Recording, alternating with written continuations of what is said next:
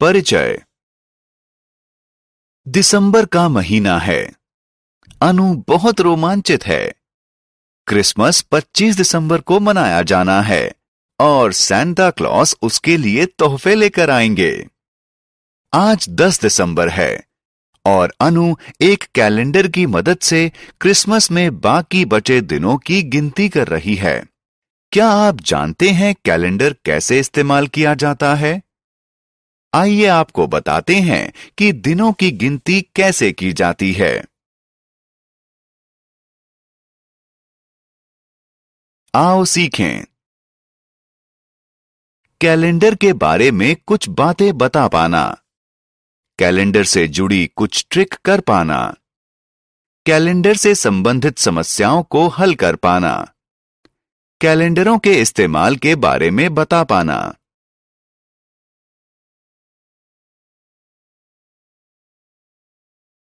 Calendar क्या होता है?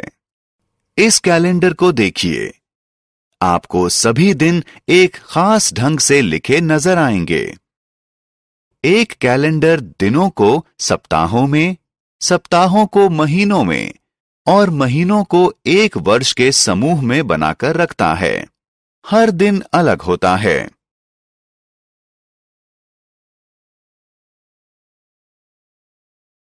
कैलेंडर से जुड़े तथ्य। किसी साल में 12 महीने होते हैं। ये महीने हैं जनवरी, फरवरी, मार्च, अप्रैल, मई, जून, जुलाई, अगस्त, सितंबर, अक्टूबर, नवंबर और दिसंबर। अगर साल के सभी दिनों को गिना जाए तो उनकी संख्या होगी 365 दिन। हर महीना सप्ताहों में बटा होता है। हर सप्ताह में सोमवार से रविवार तक 7 दिन होते हैं। हर महीने में 30 या 31 दिन होते हैं। केवल फरवरी में 28 दिन होते हैं। क्या आप जानते हैं कि लीप ईयर यानी लौंद के साल में एक अतिरिक्त दिन फरवरी के महीने में जोड़ दिया जाता है। इसलिए लीप ईयर में 366 दिन होते हैं।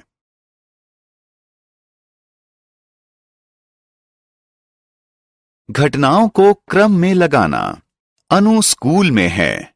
उसने कुछ महत्वपूर्ण तिथियों को क्रम के बिना लगाया है। आइए इन घटनाओं को उस क्रम में लगाएं जैसे ये साल में आती हैं।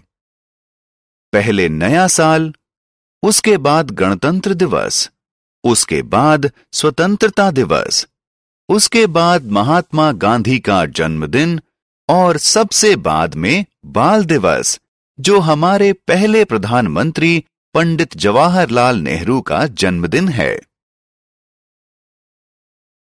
कैलेंडर से जुड़े सवालों को हल करना। क्या आप जानते हैं कि कैलेंडर कई समस्याओं को हल करता है? आप बड़ी आसानी से किसी कैलेंडर पर दिनों और तारीखों को पढ़ सकते हैं। आइए जुलाई 2012 के महीने पर नजर डालें।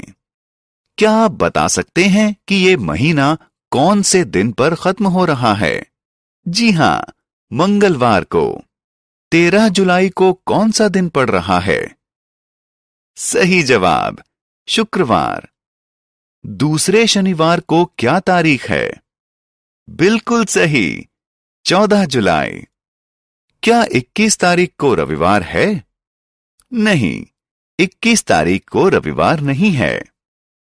इस महीने में कितने बृहस्पतिवार हैं? जी हां, इस महीने में 4 बृहस्पतिवार हैं।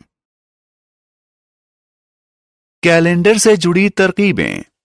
आइए अब समय है कैलेंडर से जुड़ी कुछ तरकीबें जानने का। आप उदाहरण के तौर पर बॉक्स में 5 संख्याएं जोड़ सकते हैं। सोचिए, इनका योग 80 आता है। लेकिन ये योग हमें मिला कैसे? बस बीच वाली संख्या को 5 से गुणा कर दीजिए। याद रखिए कि यह जादू उन लाइनों के सिलसिले में काम आता है जिनमें 5 की संख्या होती है। कैलेंडर के साथ कुछ मजे करना। आइए कैलेंडर के साथ कुछ मजे करते हैं। मान लीजिए आपका मित्र किसी महीने में 4 संख्याओं 15, 16, 24 और 25 को चुनकर आपको उनका योग दे देता है। तो फिर केवल योग के जरिए आप इन 4 संख्याओं की पहचान कैसे करेंगे? सोचिए, ये आसान है। तरकीब ये है कि आप पहले इस संख्या को 4 से भाग करें और फिर इसमें 5 घटा दें। आपको पहली संख्या 15 मिल जाएगी। बाकी 3 संख्याओं के लिए पहली संख्या में 1, 9 और 10 जोड़ दें।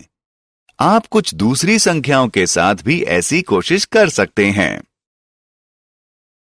कैलेंडर के इस्तेमाल। क्या आप कैलेंडरों के प्रयोगों के बारे में बता सकते हैं? कैलेंडरों का इस्तेमाल किया जाता है दिनों की पहचान के लिए, किसी घटना को दर्ज करने के लिए, निजी कार्यक्रमों का ध्यान रखने के लिए, मौसम में बदलाव की पहचान के लिए।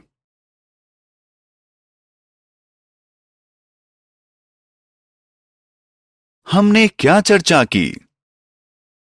कोई कैलेंडर दिनों को सप्ताहों में, सप्ताहों को महीनों में और महीनों को एक साल में समूह बनाकर रखता है।